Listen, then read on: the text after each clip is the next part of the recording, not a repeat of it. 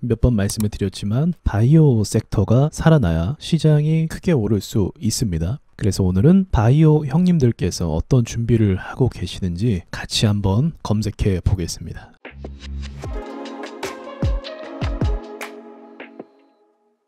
제일 중요한 건요, 임상 2상도 중요한데 임상 3상에서 주가가 가장 크게 오릅니다. 자, 첫 번째로 카나리아 바이오 글로벌 임상 3상 이야기가 나오는군요.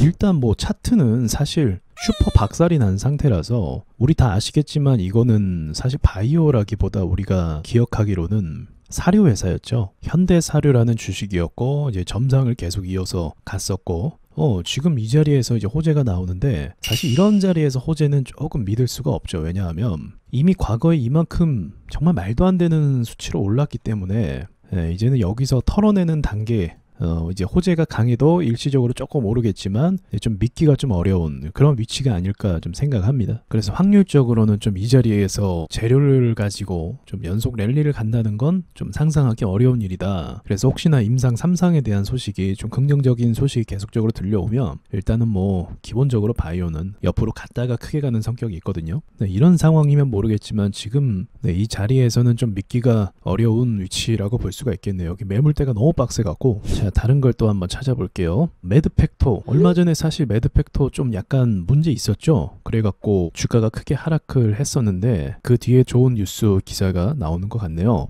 자, 내용을 보면 이제 대장암, 췌장암 이쪽으로 좀 연구를 하고 있는 것 같아요. 가장 많은 암을 걸리고 있고, 그리고 췌장암 같은 경우는 완치율이 정말 낮죠. 일단 발견이 되면은 그 뒤로 늦었다라고 판단되는 그런 암이기 때문에 어쨌든 뭐 좋은 소식이 들린다고 하면 이건 엄청난 재료가 될 수 있다고 봅니다. 매드팩토 차트 또 볼까요? 자, 매드팩토도 여기서 굉장히 크게 사실 올랐었죠. 2019년도 이후에 쭉 올랐다가 그 뒤로 정말 반등 제대로 없이 추세 하락, 정확하게 누가 맞춘 것처럼 계속적으로 하락을 주고 있네요. 큰 시세가 나온 주식들은요, 이제 아주 못 오르는 건 아니에요. 나중에 추후에 이제 오르게 되면 어떤 식으로 오르면 여기 뚫기보다는 이제 정고점 많이 가면 정고점까지 가는 경우가 좀 많이 있었습니다. 그리고 이제 시간차를 좀 많이 둬갖고 뭐 3년이든 4년 지나면 이제 그 뒤에 더 높은 수치로 가격을 좀 회복해줘서 어쨌든 횡보 기간을 좀 거쳐야 되거든요. 이 횡보 기간 이후에 좀 가는 경우가 있어요. 그래서 저의 경험으로는 일단 얘도 너무 많은 상승이 있었고 그 뒤에 많이 털어내서 이제 일단은 그래도 기술 반등이나 뭐 이런 게 전혀 안 나왔죠. 그냥. 그래서 기술 반등은 뭐 여기까지만 본다고 해도 굉장히 많은 수치가 오르는 거기 때문에 그건 기대할 수 있을 것 같아요. 바이오가 대부분 이런 상황이거든요. 그래서 기술 반등이라도 나와야 된다라고 제가 말씀드린 게 이런 부분이에요. 아예 안 나왔어요.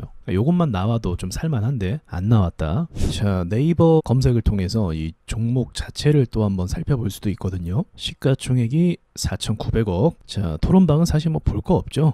빠질 땐 미친 듯이 빼는군. 배고픈데 육개장 좀 내와보거라. 말도 안 되는 소리 하고 있어요. 이런 거 볼 필요가 없고. 자, 이 주주 현황을 보니까 뭐예요? 테라젠 이텍스가 대주주로 있네. 그럼 이제 이걸 통해서 테라젠 이텍스 차트도 같이 분석하는 게 맞아요. 자, 역시 대주주답게 같이 나락으로 가고 있네요. 자, 이것도 추세를 맞췄네요. 둘이서 아주 그냥. 근데 이건 제가 봤을 때 테라젠 이텍스도 제가 예전에 알고 있던 주식인데 오랜만에 보네요. 이 주식도 굉장히 깊게 눌러서 반등의 여지가 이건 충분히 많다고 봅니다. 지금 보시면 역사적 저점 가운데 지금 도달을 했잖아요. 최근에 시장이 안 좋아서 그 밑으로 더 뺀 상황이에요. 그러니까 이거는 이 회사가 문제가 있다라기보다 바이오 섹터가 너무 밀어버리니까 얘네가 가지고 있는 평균치보다 더 밀렸다라고 볼 수가 있는 거예요. 그렇다면 테라젠 이텍스도 검색해 볼 필요가 있어요. 자, 테라젠 이텍스는 어떤 기사를 가지고 있나? 테라젠 이텍스 시화 공장 매각, 부동산으로 차익 실현하는 거는 조금 그렇긴 하죠. 네, 이제 테라젠 이텍스 회사가 기술로서 바이오 회사로서 돈을 버는 게 의미가 있는데 저런 기사는 그렇게 반가운 기사는 사실은 아니에요.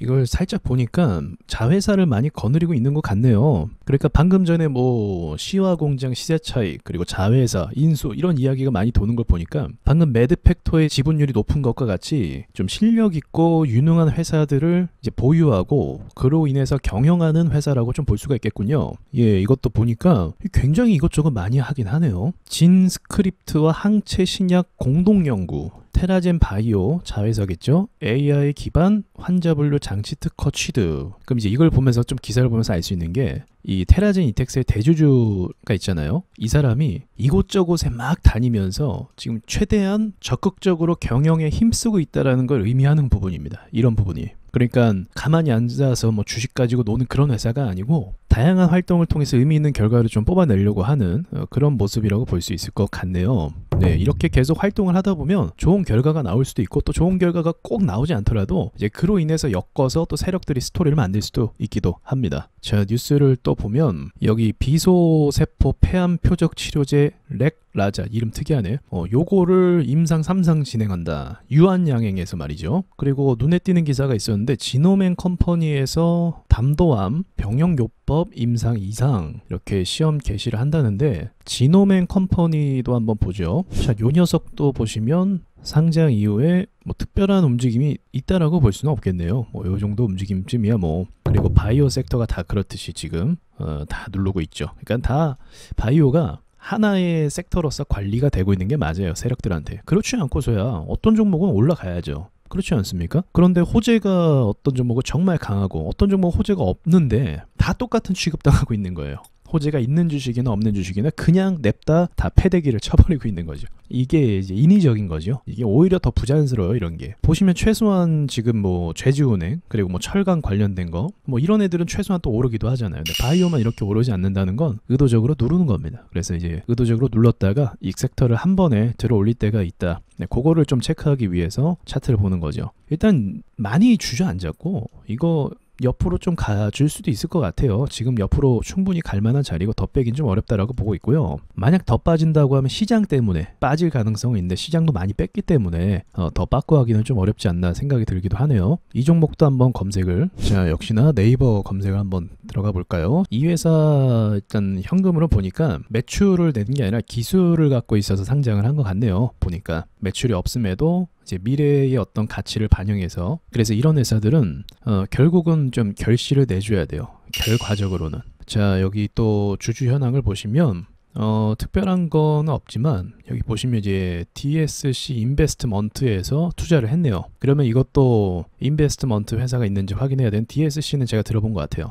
자, DSC 인베스트먼트 이때 어떤 이유로 올랐을까? 이거 보니까 마켓컬리 쿠팡 관련주였던 것 같네요. 보니까 투자를 하고 지분율을 갖고 있기 때문에 이렇게 오를 수 있었던 거고, 지금은 이제 보합 유지하다가 깊게 눌렸네요. 네, 매출 상황을 볼 때는 그동안에 뭐 결실이 나빠 보이지는 않습니다. 그래서 훗날 이 회사도 이제 지노맨 컴퍼니 주식이 오르면 같이 오르는 주식으로 볼 수 있고요. 얘가 먼저 오른다라기보다 지노맨 컴퍼니가 먼저 오르고 얘가 따라 오르는 식으로 가겠죠. 그래서 이런 인베스트 회사들은요, 이것저것에 투자한 게 많아요. 그래서 이 회사 사이트를 들어가면 얘네가 어디에 투자했다 이런 걸 다 이제 나타냅니다. 그래서 그런 걸 또 참고해서 찾아볼 수도 있겠습니다.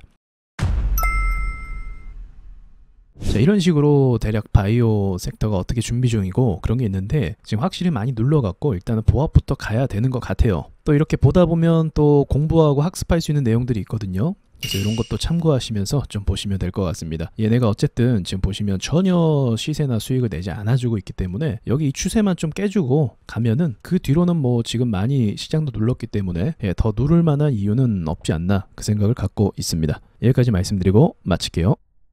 네, 안녕하세요. 와조스키입니다. 여러분, 드디어 와조스키 홈페이지가 개설이 됐습니다. 와조 인사이트라는 홈페이지인데요, 여러 교육 프로그램과 그리고 시황 분석과 그리고 세력주 종목 분석, 그리고 특별히 세력주 매매 공식 책을 구매한 분들에게 챕터별 무료 강의를 해드리고 있으니까 오셔서 세력에 대해 공부해 보시길 바라겠습니다. 홈페이지 안에 강의는 앞으로 계속 업데이트할 예정이니까 홈페이지에서 뵙도록 하겠습니다.